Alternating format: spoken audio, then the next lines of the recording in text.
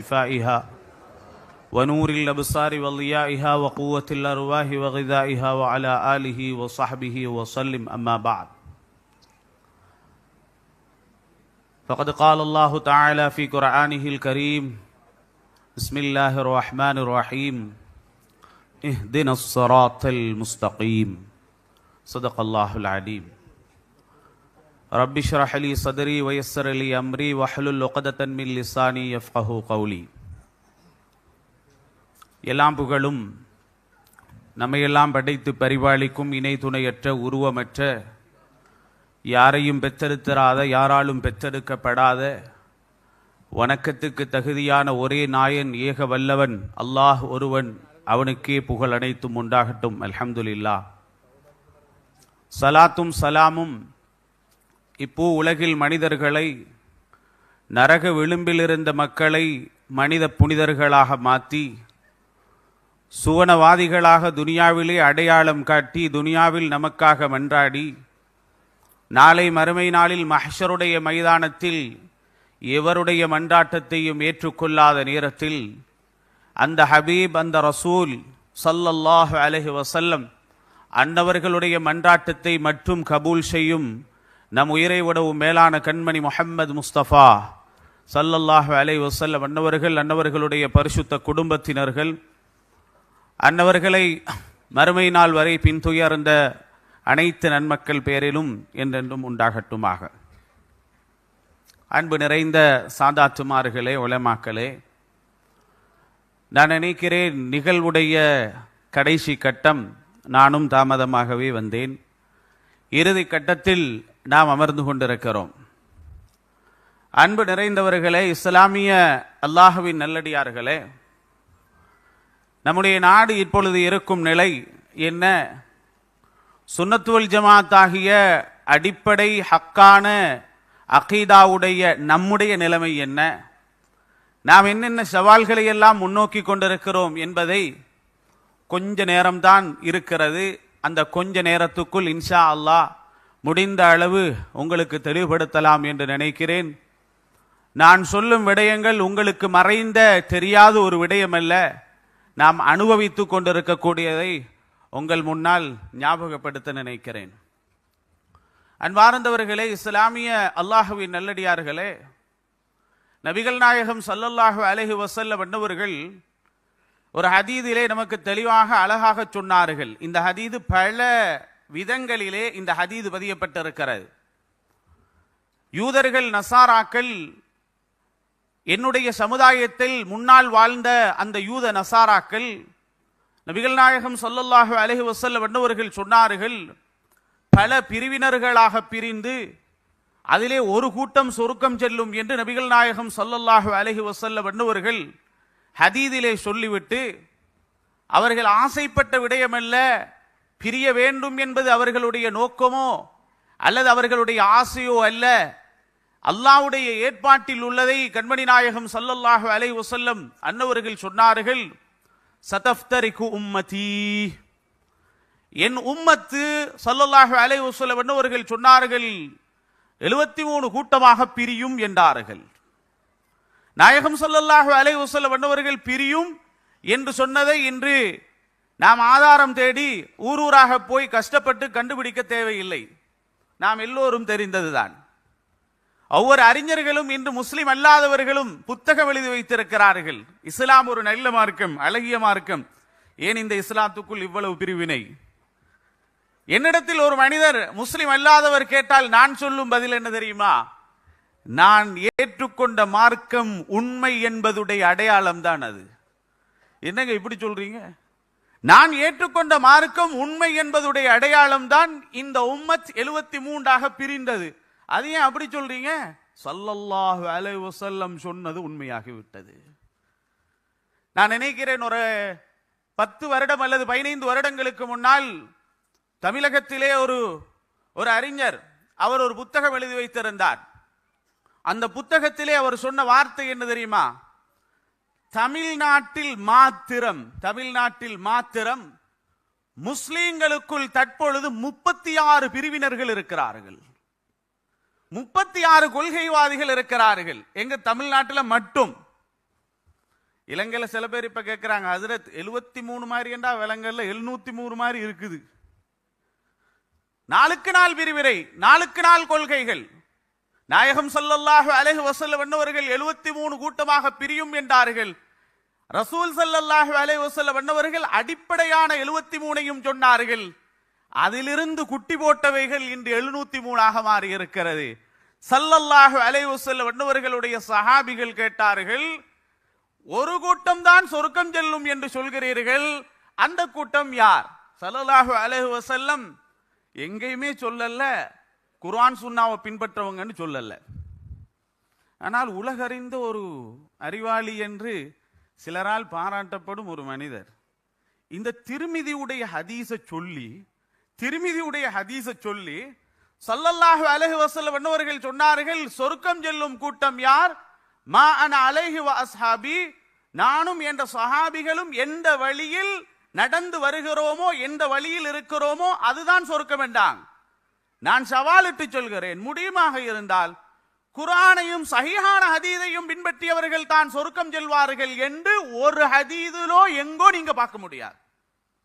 ஆனா தௌராத் இஞ்சில எல்லாம் நம்பர் போட்டு சொல்ற ஒரு மனுஷன், தௌரத் இஞ்சில எல்லாம் இப்படி இத்தனாம் பாகம் இத்தனா நம்பர் என்று சொல்ற ஒரு ஆளு இந்த ஹதீஸை சொல்லி ஸல்லல்லாஹு அலைஹி வஸல்லம் சொன்னார்கள், சொர்க்கம் செல்லும் கூட்டம் யாரு தெரியுமா?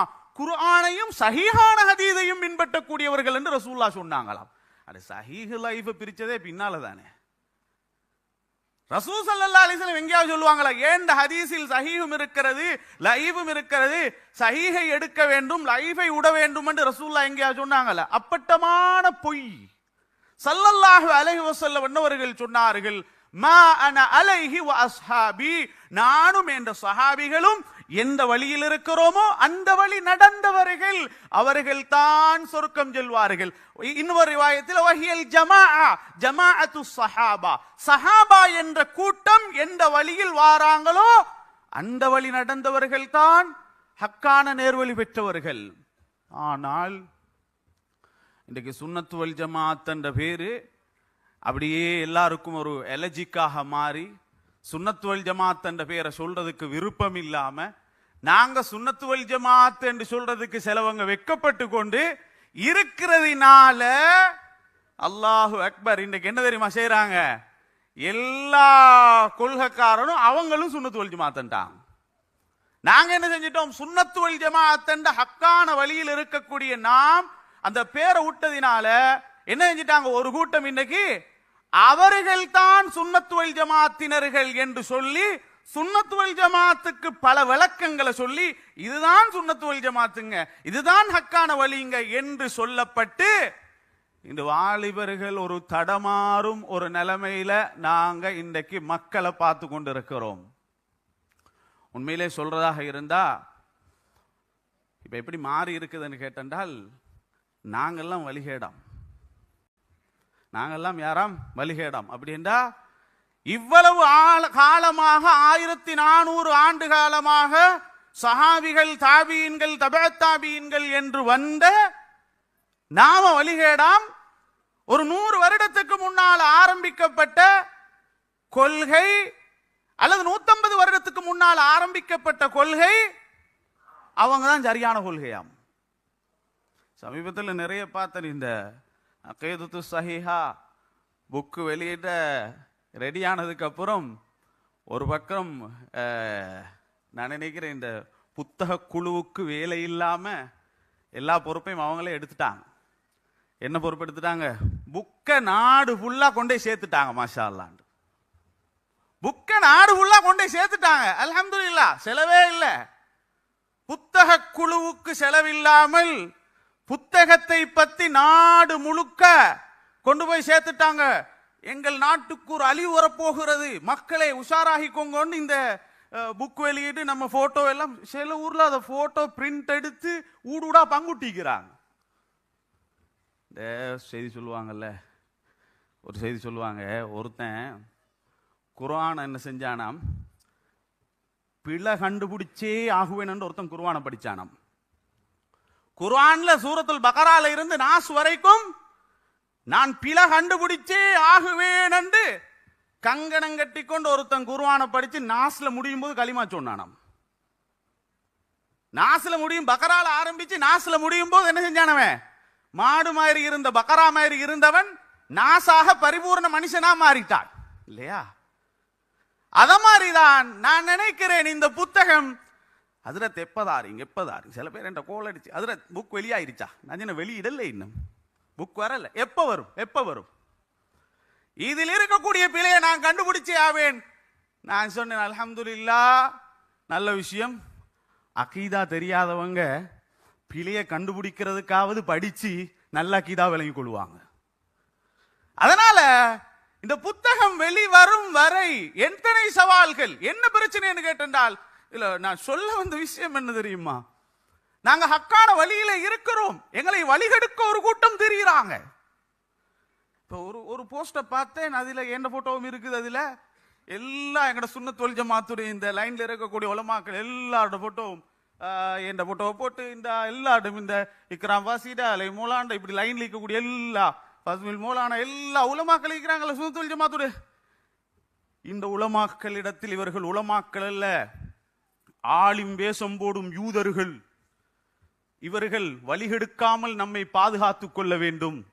அட நீ வழிகேட்டில் இருக்கிறவன வழிகெடுக்க தேவையில்லை. அரபியில சொல்லுவாங்க தஹசீலுல் ஹாசில் முஹால்ண்டுவாங்க இல்லையா?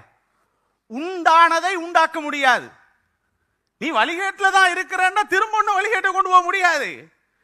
என்ன நடக்கிறன்னு கேட்டா, அவங்க தான் ஹக்கான வழியில் இருக்கிறதாகவும் நாங்க ஏதோ புதுசா வந்து வழிகெடுக்கிற மாதிரியும் இருக்குது.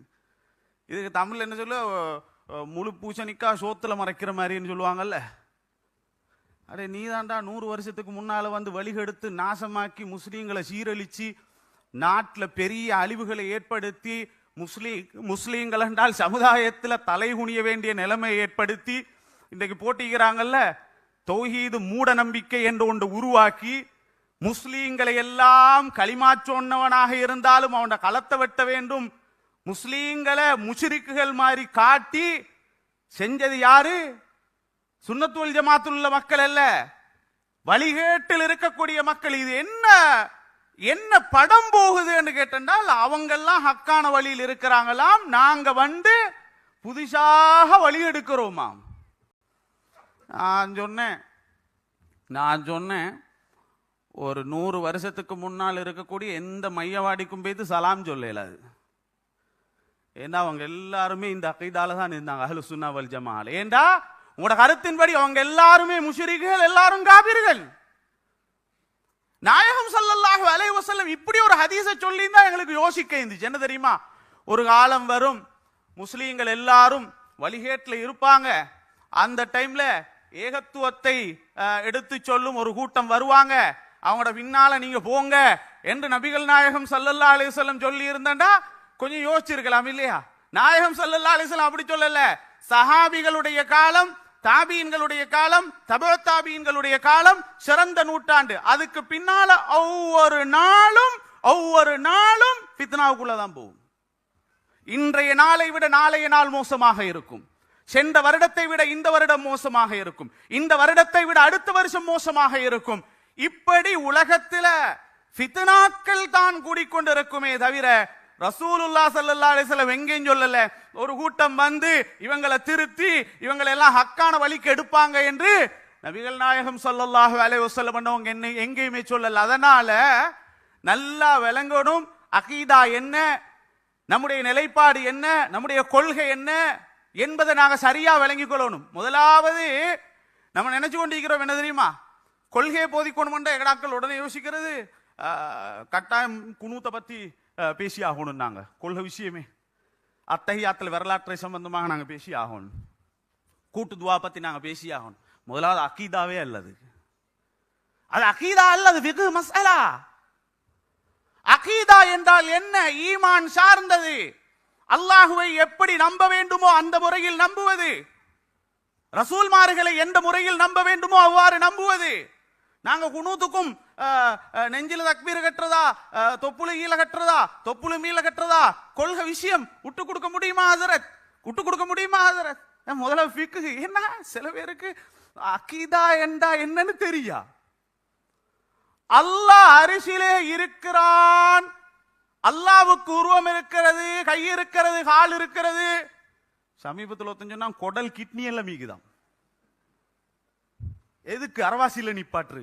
முகமிக்கு தான், கைக்கு தான், காலிக்கு தான், மீதியே உடுகிறது. கிட்னி குடல் எல்லாமே ஈக்குதான். அடுத்து இன்னும் ஒரு கேள்வி வரும். அடுத்து தக்கரா உன்சாவாண்டா அந்த பிரச்சனையும் வருமே இல்லையா? அல்லாஹ்வை அரிசியில உட்கார வச்சு அல்லாஹ்வுக்கு உருவம் கற்பிச்சதுக்கு பின்னால மனுஷன் அதுக்கப்புறம் எதை பேசியும் வேலை இல்லை. அல்லாஹ்வை படைப்புடன் ஒப்பிட்டு விட்டான். குல்ஹு அல்லாஹு அஹதை ஓதி வேலை இல்லை. அல்லாஹு சமத், அல்லாஹ் அரிசின் பக்கம் தேவை கண்டு விட்டான் என்று சொல்லிட்டா முழு அகீதாவையும் குழி தோண்டி புதைச்ச மாதிரி. சின்ன பிள்ளைகள்கிட்ட சொல்லி கொடுக்கப்படுது அல்லாஹ் அரிசிலே உட்கார்ந்து கொண்டிருக்கிறான் என்று சொல்லி கொடுத்து போட்டு அதுக்கு பேரு தௌஹீதாம். BMICH உடைய வரலாற்றில் நடந்த மிகப்பெரிய ஒரு பொய் தெரியுமா? தெரியாதுல்ல. கொஞ்ச காலத்துக்கு முன்னால இதே BMICHல ஒரு புத்தகம் வெளியிடப்பட்டது, அல் மன்ஹஜு ஸஹீஹ். அந்த மன்ஹஜு ஸஹீஹில் ஒருத்தர், ஒரு துக்தூர், அவர் கலாநிதி, அவர் பேசுறாரு. நான் சொல்றேன், இந்த BMICH வரலாற்றில் முஸ்லிம்களுடைய நிகழ்வுகளில் நடந்த பெரிய பொய் அதுதான். என்ன தெரியுமா? அல்லாஹ் அரிசிலே உட்கார்ந்து கொண்டிருக்கிறான் என்ற ஒட்டுமொத்த முஸ்லிம்களுடைய ஈமானையும் இந்த சுன்னத் வல் ஜமாத்தினர்கள் குழி தோண்டி புதைக்கிறாங்களாம். அவன் சொல்றா எப்படின்னு கேட்டா, ஒட்டுமொத்த முஸ்லிம்களும் ஈமான் கொண்டிருக்கிறதாம் அல்லாஹ் அரிசிலே உட்கார்ந்து கொண்டிருக்கிறது தான் ஒட்டுமொத்த முஸ்லிம்களுடைய ஈமானாம். இதை விட பெரிய பொய் ஒன்று பார்க்க முடியுமா? ஏன்னா